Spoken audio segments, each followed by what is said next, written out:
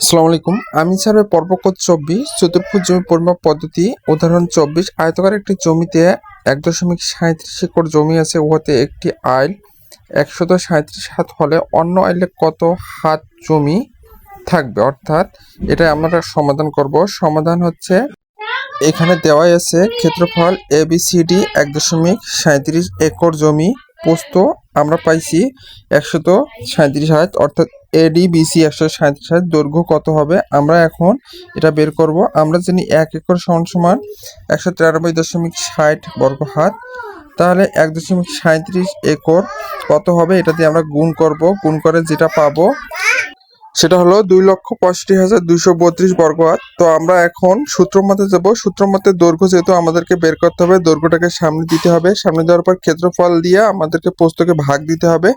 তো আমরা যদি ক্ষেত্রফল দিয়ে প্রস্থকে ভাগ দেই তাহলে কিন্তু আমরা উত্তরটি পেয়ে যাব, অর্থাৎ এখানে উত্তর হচ্ছে 1936 হাত। অর্থাৎ এখানে